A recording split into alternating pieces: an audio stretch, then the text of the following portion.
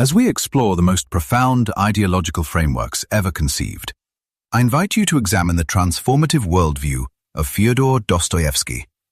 While widely celebrated as a masterful Russian novelist, his profound literary contributions simultaneously established him as a brilliant philosopher.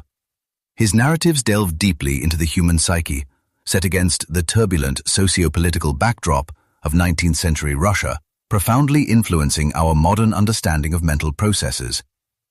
By examining characters who descend into madness, embrace nihilism, or are driven to murder, he rightfully earned a reputation as one of the most significant psychological writers in global literature. Born in Moscow, Russia, in 1821, he was raised in a deeply religious household, a spiritual devotion he carried throughout his existence. A voracious writer from a young age, he received his early education at home before transitioning to a private academy at 13 years old. Tragedy struck shortly after, when his mother succumbed to tuberculosis, prompting his emotionally volatile, alcoholic father to withdraw entirely from society. This isolation only worsened his father's already dark disposition, leading him to unleash his mounting rage upon his subordinate serfs. During his ongoing studies, the young author received the devastating news that his father had been violently killed under highly suspicious circumstances. Although the exact details remained shrouded in mystery, widespread speculation suggested that the oppressed serfs had finally exacted a bloody revenge against their cruel master. This horrific and sudden loss fractured Dostoevsky's psychological stability, triggering a profound internal crisis. It was during the immediate aftermath of this sinister event that he suffered his initial seizure, marking the grim dawn of his lifelong struggle with debilitating epilepsy. Upon graduating from the engineering academy at 23 years old, an overwhelming literary obsession compelled him to abandon his formal training entirely to pursue the life of an author. His initial attempts at translating foreign texts yielded virtually no commercial success, forcing him to pivot toward crafting original stories to survive financially. Exacerbating these monetary woes were his wildly extravagant habits and an escalating gambling compulsion that constantly threatened him with ruin. To navigate this precarious reality, he began penning poignant fiction centered around destitute individuals enduring incredibly harsh living conditions. His debut literary endeavor, an epistolary novel titled Poor Folk, was released to the public in 1843. The narrative revolves around a financially ruined clerk trapped in an unrequited, impossible love affair with an unattainable young woman. Through this tragic premise, the author masterfully illuminated the daily struggles of the underclass and the stark contrasts between the impoverished masses and the affluent elite. Prominent reviewers lauded the publication immediately, hailing it as Russia's premier social novel and an essential piece of socialist literature. Regrettably, his sophomore effort, The Double, alongside several subsequent projects, failed to resonate with audiences, plunging the ambitious writer into a period of deep professional despair. This prolonged lack of recognition bred a profound sense of aimlessness, resulting in a series of experimental short stories lacking a cohesive artistic direction. Searching for purpose, he eventually aligned himself with the Petrushevsky Circle, a radical intellectual faction dedicated to dismantling the oppressive Russian feudal system and emancipating millions of subjugated serfs. Unsurprisingly, state-sponsored secret police infiltrated the subversive organization, leading to a swift crackdown where Dostoevsky found himself swept up in a mass arrest. Thrown into the agonizing isolation of solitary confinement, he ironically experienced a profound spiritual awakening that would eventually fuel his greatest literary masterpieces. During this grueling 8-month imprisonment, he viscerally internalized the agonizing realities of crime and its corresponding punishment, before receiving a terrifying death sentence. Dragged to a public square to face a firing squad, he stared down the loaded barrels of the rifles, only to be spared at the absolute final second by a strategically timed messenger bearing a white flag. This mock execution was a highly orchestrated mechanism of psychological torture designed to break his spirit before exiling him to a brutal Siberian prison labor camp for 4 agonizing years, which was immediately followed by a mandatory 6-year military conscription.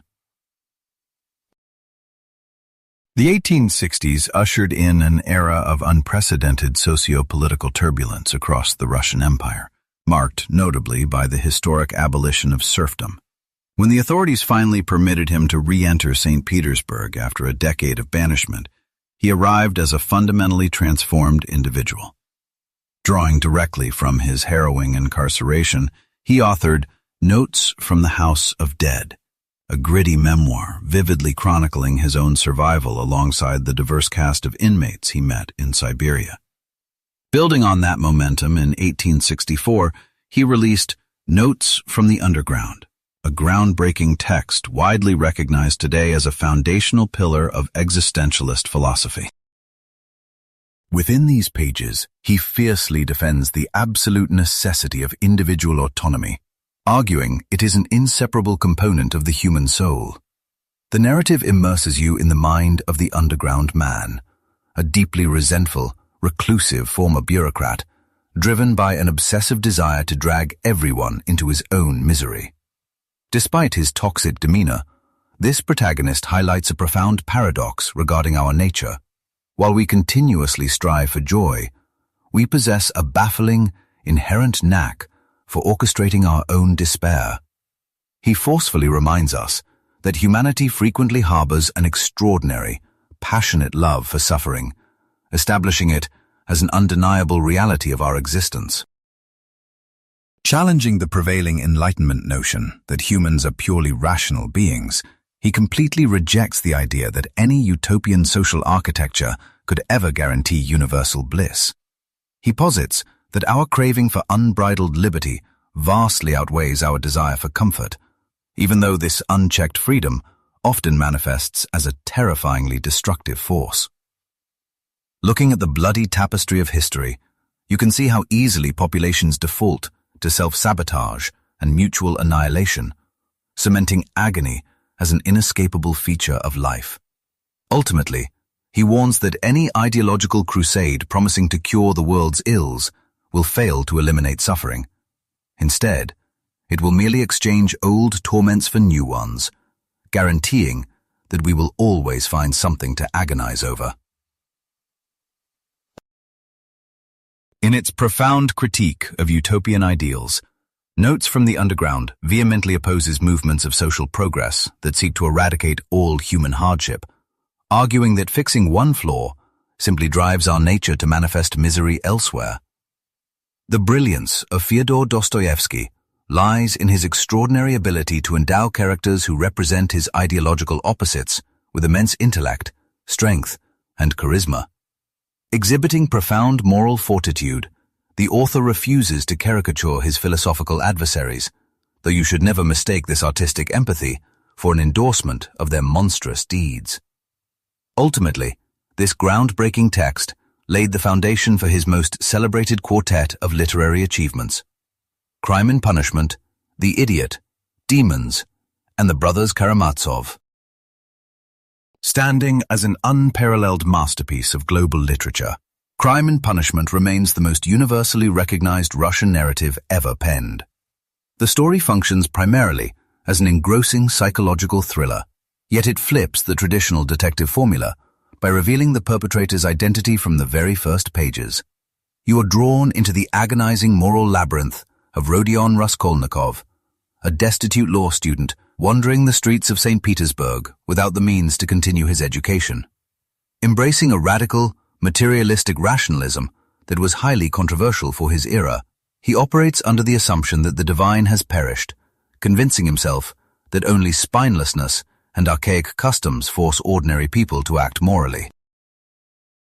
The author deliberately engineered a protagonist armed with ironclad philosophical, utilitarian, and practical justifications to commit a lethal act. Driven by a desire to escape absolute poverty, and fueled by a serendipitously overheard conversation suggesting the world would benefit from her demise, Raskolnikov meticulously plots to assassinate a predatory elderly pawnbroker who hoards wealth from the desperate. By convincing himself that he can utilize stolen funds to execute monumental acts of public service, he completely embraces the notion that a noble conclusion validates brutal methods. Despite his elaborate philosophical rationalizations, the grim reality of the violent execution shatters his theoretical framework the moment the deed is done. In the wake of his calculated assassination, the young student plunges into a vortex of intense paranoia, profound disorientation, and overwhelming self-revulsion. Consumed by nightmarish visions and battling agonizing waves of remorse, he spirals into severe delirium, realizing that the fatal strike also annihilated a fundamental piece of his own humanity. A suffocating arrogance further distances him from the rest of the world. He genuinely views himself as an extraordinary, elevated being, entirely exempt from the conventional ethical boundaries that constrain the masses. Convinced of his inherent superiority, he justifies stepping over the boundaries of theft and slaughter as a necessary maneuver to overcome severe disadvantage and propel human evolution forward. As the days pass following the atrocity, his psychological segregation deepens into an inescapable void, allowing the narrative to intricately dissect his tortured inner landscape. The novel strongly implies that enduring formal incarceration is far more bearable for the human psyche than navigating the sheer terror and relentless panic of dodging justice. Ultimately, the burden of a guilty conscience demands that an individual either step forward in confession or descend into complete insanity.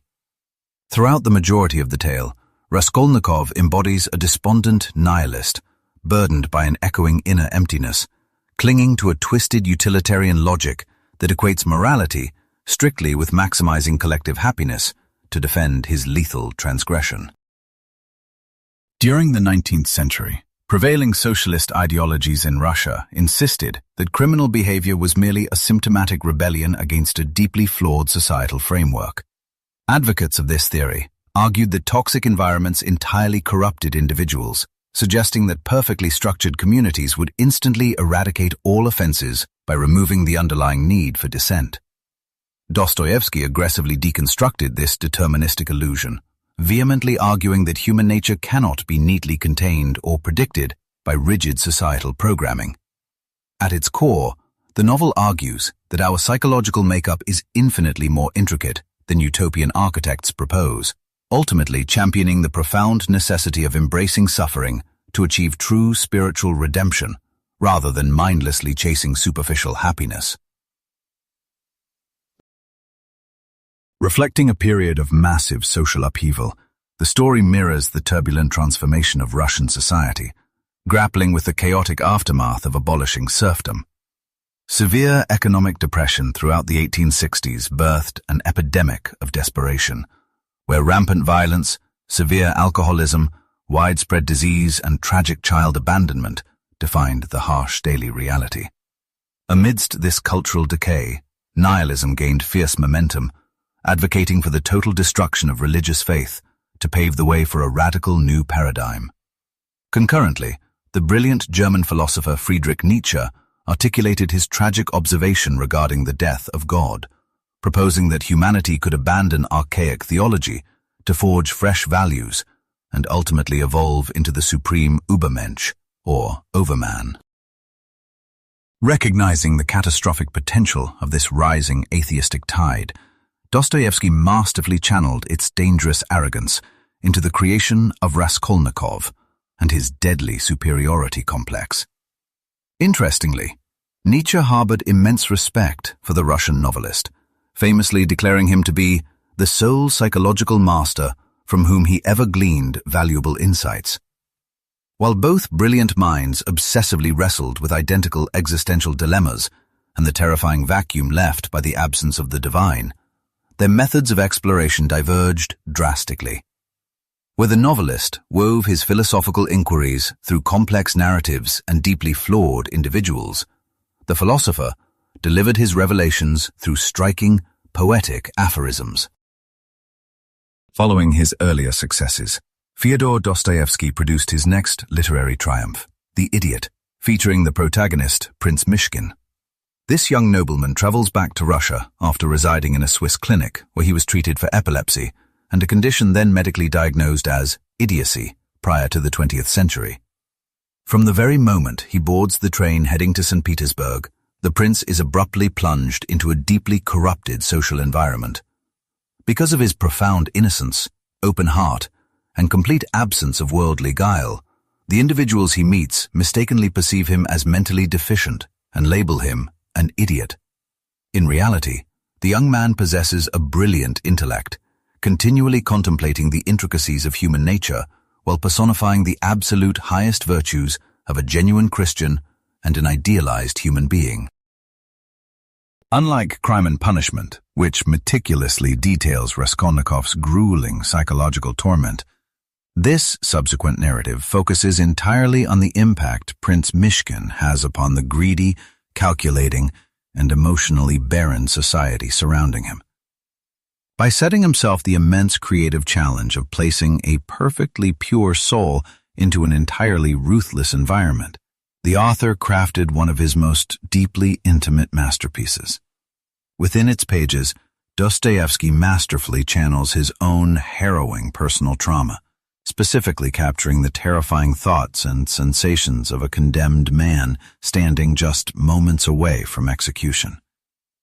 Recalling this chilling memory, he described staring intently at a nearby church's gilded roof, becoming entirely mesmerized by the brilliant sunbeams reflecting off its surface.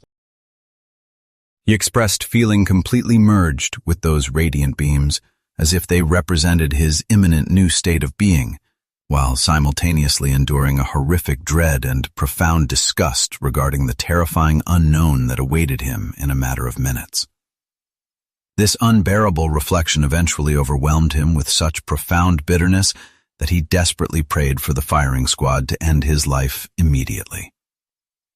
Beyond this shared trauma of the firing squad, the author inextricably linked himself to his protagonist through their mutual struggle with frequent epileptic seizures. Throughout the majority of his adult life, the writer battled a remarkably severe and exhausting variant of epilepsy, directly mirroring the central character's neurological afflictions. Ultimately, this profoundly moving narrative explores the fundamental meaning of life, the inevitability of mortality, the burden of suffering, and the breathtaking beauty of the human spirit. Despite its conceptual brilliance, the work did encounter varying degrees of criticism due to a somewhat disjointed narrative framework and disorganized pacing, which the author openly acknowledged in his personal correspondence. Following this achievement, he delivered his third monumental creation, known alternatively as Demons or The Devils. This chilling masterpiece functions as a stark allegory, illustrating the potentially apocalyptic aftermath of 19th century Russian ideological movements, specifically targeting European liberalism and nihilism as direct threats to the author's deeply cherished belief in Russian orthodoxy. Although the narrative occasionally features moments of dark humor, it steadily descends into an increasingly sinister and heartbreaking tragedy, dragging every single character down into an inescapable abyss of psychological despair. It ultimately unfolds as an expansive theatrical disaster that scrutinizes the proposed social structures intended to replace the existing cultural order. The primary objective of this dark tale is to demonstrate the catastrophic destruction caused by spiritual barrenness, illustrating how a deeply rooted, unresolved existential crisis within an individual can ultimately trigger unimaginable catastrophes. Within this framework, the titular entities represent various ideological factions actively competing for dominance over the collective Russian consciousness. Each distinct ideology presents a unique interpretation of divine existence, which can be categorized into four primary philosophical stances.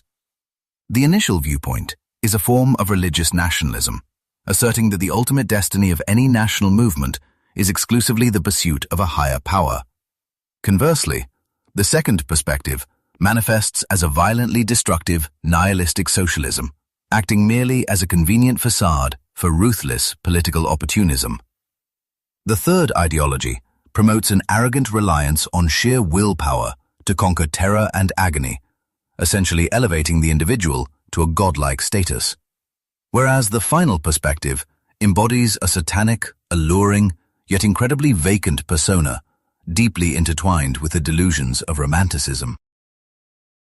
Inevitably, every single proponent of these flawed philosophies meets a tragic demise, reinforcing the author's belief that humanity's fundamental purpose involves perpetually bowing before an infinitely immense divine presence. People are rarely captivated by pure logic. Rather, they are seduced by the idealized promises and spiritual undertones hidden within these dangerous ideologies. This philosophical exploration proved so overwhelmingly intense that publishers actually banned a specific chapter, titled At Tikhon's, deeming its raw realism completely intolerable and forcing the initial publication to proceed without it. Fortunately, this astonishingly revelatory segment, which perfectly distills the novel's core essence, was later restored as a supplementary appendix. Following these monumental achievements, the author completed his crowning literary triumph, The Brothers Karamazov, passing away just a short time after its release into the world. Operating under the clever disguise of a straightforward murder mystery, this profound philosophical epic deeply investigates complex concepts surrounding divinity, moral responsibility, and the nature of free will. It boldly confronts the most essential dilemma of the human condition, determining the most virtuous and meaningful way to navigate one's existence.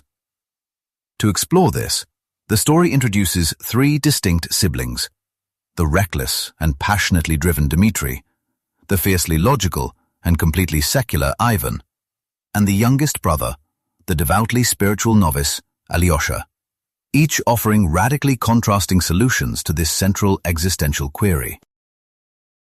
Complicating their lives is their deeply flawed patriarch, Fyodor, a tremendously wealthy and dangerously impulsive man, consumed by his own hedonistic desires.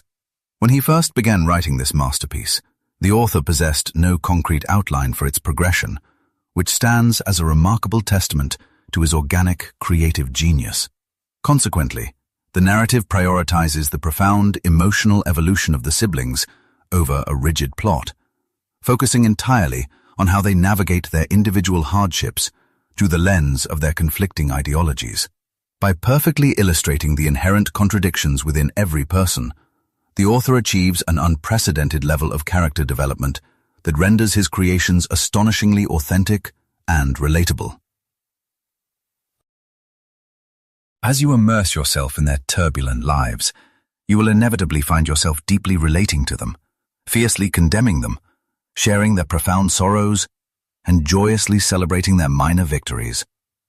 Engaging with this monumental text frequently becomes an incredibly intimate journey, as you might discover yourself deeply aligning with a specific character's mindset, only to eventually recognize the destructive nature of that philosophy, completely altering your own personal worldview and life trajectory in the process. Perhaps the most culturally significant and widely discussed segment of this entire narrative involves a brilliantly conceived theoretical confrontation between the fiercely authoritative Grand Inquisitor and Jesus, who is suddenly rematerialized on Earth. During a pivotal encounter with his brother, Alyosha, Ivan serves as the mouthpiece for the pervasive nihilistic and rationalist doctrines gripping Russia. He vehemently declares his refusal to accept a divine creation predicated entirely upon human agony. As you delve into this narrative, Jesus miraculously returns to humanity, instantly known to the masses, wandering silently among the crowds while radiating an expression of boundless, gentle mercy. This serenity is abruptly shattered when the formidable Grand Inquisitor crosses his path and immediately orders the armed sentries to apprehend the Messiah. Following his capture, the divine captive is firmly incarcerated within a bleak cell as daylight gradually surrenders to the encroaching dusk. Plunged into total obscurity, the heavy iron gate swings ajar, revealing the elderly Grand Inquisitor clutching a solitary lantern, who pauses to silently scrutinize his prisoner's visage. The authoritarian figure unleashes a bitter condemnation, charging the savior with crippling humanity under the agonizing weight of liberty, and branding his mere existence as a catastrophic peril to civic harmony. The inquisitor firmly believes that allowing this prisoner to survive would entirely destabilize their established order, necessitating a second execution. Throughout this relentless interrogation, the accused refuses to utter a single syllable, opting instead to close the distance and softly press his lips against the aged interrogator's face. Profoundly shaken by this gesture of absolution, the bewildered elder banishes his captive forever, granting him his freedom into the night. While the savior departs, the searing memory of that affectionate act burns perpetually within the old man's spirit, though his rigid philosophical convictions remain unshaken. Ultimately, you must understand that Dostoevsky refrains from painting this grand inquisitor as a mere tyrant. Rather, he presents a remarkably compelling character who underscores the tragic reality that mankind is fundamentally incapable of embodying pure divine virtues. In 1880, the grand dedication of a monument honoring the esteemed Russian poet Pushkin finally offered Dostoevsky the magnificent public platform he had desperately craved. Stepping into an opulent aristocratic hall lined with pillars, he passionately cautioned his compatriots regarding the devastating future that awaited them if they succumbed to deceptive Western illusions of unrestricted liberty and social advancement. Speaking with the mesmerizing authority of a true visionary, he built his argument toward a staggering crescendo, predicting an impending global unity forged entirely through a complete spiritual awakening, rather than through violent political uprisings. Tragically, a multitude of severe physical ailments claimed the author's life just 1 year later, in 1881. Decades later, the writer's most terrifying premonitions materialized across his homeland, as religious institutions crumbled and a wave of radical atheism completely overtook the culture. The doctrines championed by Marx and Lenin falsely convinced the populace that a flawless, utopian state could be engineered without divine presence, ultimately culminating in the slaughter of countless individuals. Rather than fading into historical obscurity, Dostoevsky's literature becomes increasingly vital to you as you navigate the complex struggles and chaotic diversions characterizing our modern era. His uncompromising analysis vividly demonstrates the terrifying societal collapse that inevitably follows a widespread absence of moral and transcendent wisdom. Throughout his tumultuous existence, the author relentlessly pursued a connection with the divine, a revelation he seemingly achieved only in his final moments after enduring a punishing crucible of skepticism. He staunchly maintained that the fundamental core of our existence relies entirely on our inherent liberty to navigate the treacherous divide between wickedness and virtue. Ultimately, I believe his work serves as a vital reminder that inherent flaws are an inescapable aspect of the human condition. Therefore, we must firmly abandon the agonizing and impossible fantasy of evolving into absolutely flawless, ideal beings.